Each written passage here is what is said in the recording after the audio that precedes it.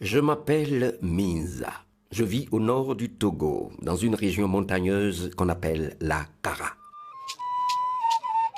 J'appartiens au peuple kabien, ce qui signifie paysan des pierres.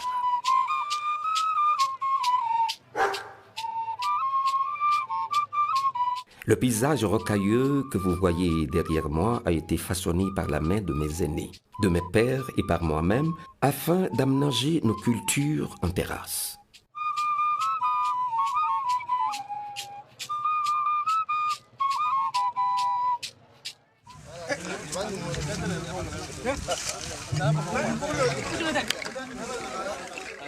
Chez nous, la tradition est au centre de la communauté et les rites et danses sont des éléments fondamentaux de notre cohésion sociale.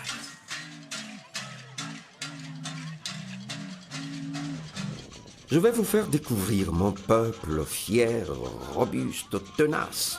Mais avant tout, laissez-moi vous présenter les membres de ma famille.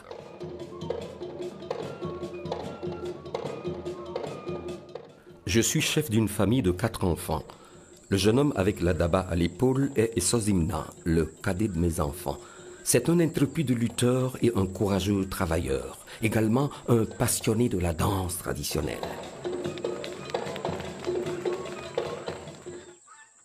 Celle-ci, c'est ma petite fille Solim. Et ce garçon téméraire qui dépose la gourde de Tchoukoutou à mes pieds est Piabalo, le Benjamin de mon frère Aklesso. Lui rêve de devenir médecin pour venir en aide à sa communauté.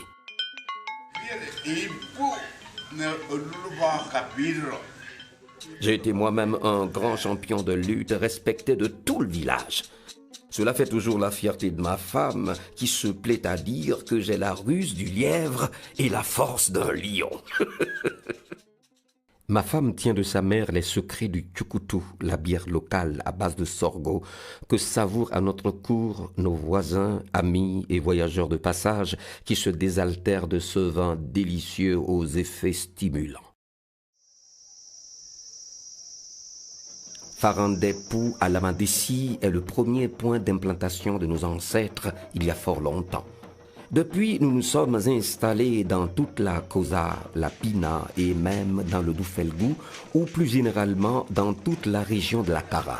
On nous retrouve également autour de Sotobois dans la région centrale, dans la région des plateaux un peu plus au sud et nous sommes présents au Bénin et au Ghana.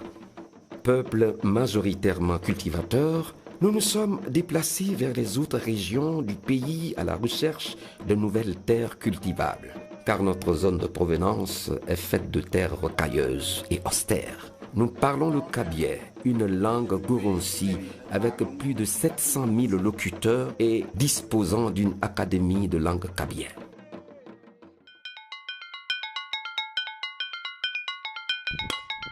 En plus d'être des cultivateurs hors pair, nous sommes d'habiles forgerons et travaillons depuis des siècles le métal par le feu.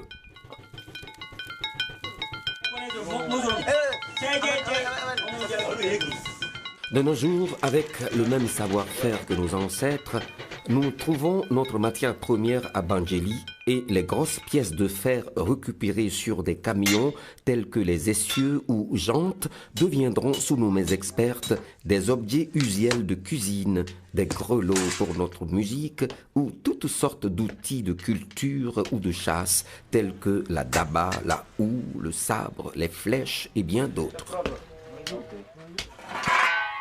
Ah, voici le modèle que je veux. Il est bien affiné au courbé comme je te l'ai demandé. C'est un outil qui ressemble à celui de notre grand-père. Ça va combien vous vendez ça? Une femme, 10 000. 10 000. Ouais. Oh. Je vous invite à visiter Tcharet, un canton de la Kosa accroché à la montagne rocheuse.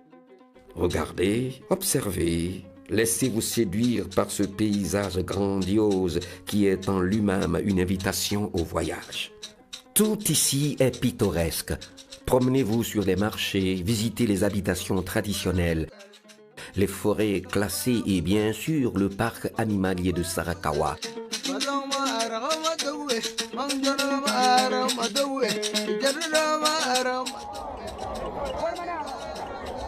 Dans la Kosa, nous nous distinguons des autres Kabyais par nos rites initiatiques, dont les plus connus sont Evala pour les jeunes garçons et Akpema pour la jeune fille.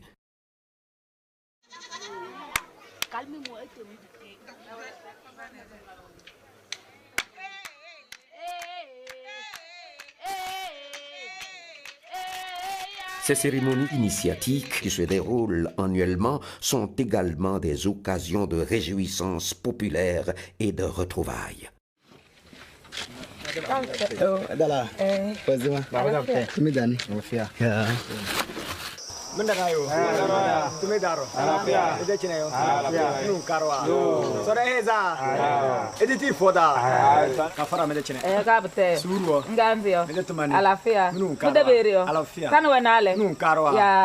Dere malne paguda. Ne va pas ce soir.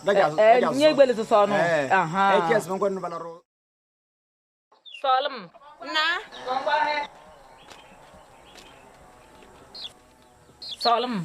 Na. Ebla banjari rimbo. Na ya mamandem na gale. Na bada ma bala comme dans de bien menjambo. Pour préparer la jeune fille Kabyais à jouer pleinement son rôle de mère et d'épouse, elle devra être initiée dès son bas âge par le rite Akpema. Il est important de souligner que dans la forêt, l'Akpenou, la jeune vierge initiée, devra s'asseoir sur la pierre sacrée, prouvant ainsi à notre communauté sa pureté préservée, faisant la fierté de sa famille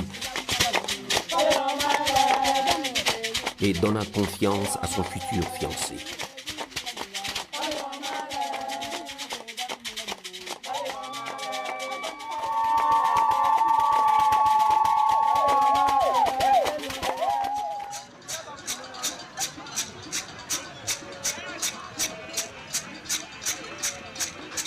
Depuis une semaine ont commencé les luttes et voilà. Elles mettront aux prises 2 équipes de villages voisins dans une arène d'herbe et de terre préparée à cet effet. Au lever du jour, les lutteurs s'affrontent et s'empoignent, torse nu, endus de graisse de chien luisant sous le soleil, devant les regards passionnés et admiratifs des parents, des amis, des curieux et des touristes venus les encourager au son de gongs, castagnettes, tam-tam et cornes de buffle.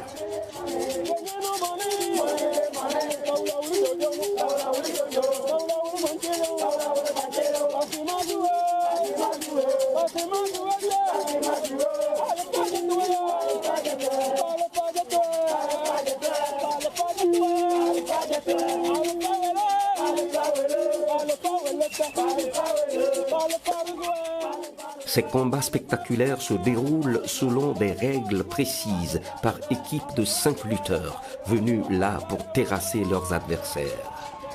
Les Evala, tout comme Akpema, sont un passage obligé dans la socialisation du jeune Kabyais.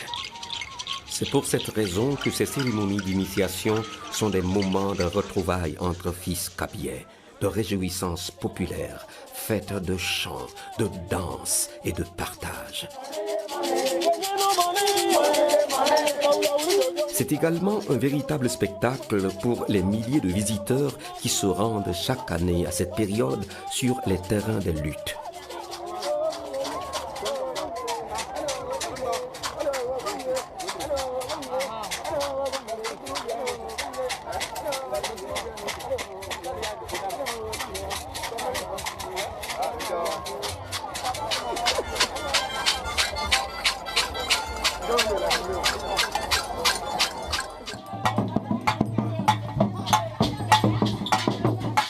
Les condonnants sont des jeunes garçons qui, ayant terminé leurs années de lutte, bénéficient tous les 5 ans du rite du port de collier.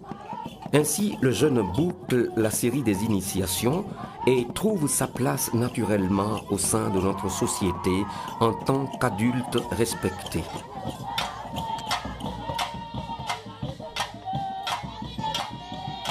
Au lendemain de la clôture des Evala, les jeunes qui ont terminé leurs 3 ans de lutte deviennent Ezapa, aspirant ainsi donc à devenir Kondo.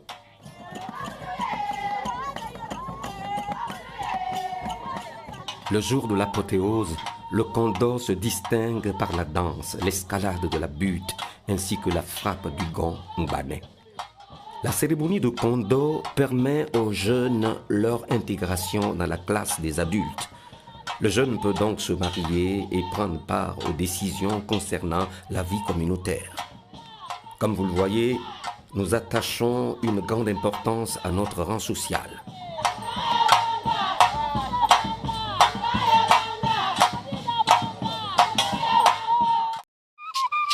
Que serait le peuple kabyais sans la danse du rabier?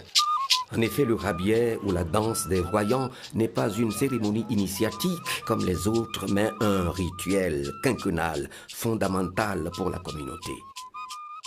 Dans le canton de Kichao, Sioukinjiao, la danse des fétiches qui a lieu en novembre est un prélude au rabier.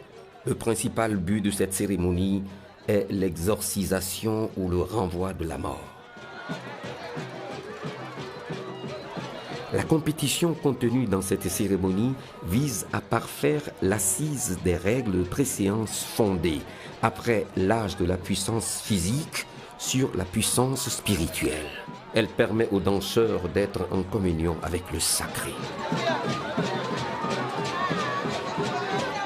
Ici aussi seront repérés les éléments qui se situeront à la pointe de la défense de la communauté lors d'une attaque extérieure, tant sur le plan visible qu'invisible.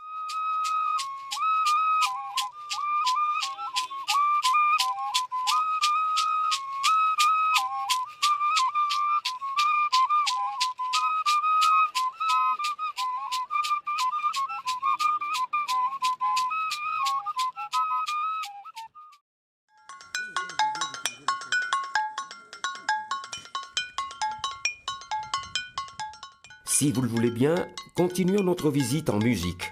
Aujourd'hui, c'est la fête Sinkarine de nos frères de la Bina, plus précisément à Pagoda, une localité située à une 50aine de kilomètres de Kara. La richesse particulière de cette cérémonie est due aux apports d'autres peuples comme les Sola ou les Lungba, provoquant cet heureux métissage culturel.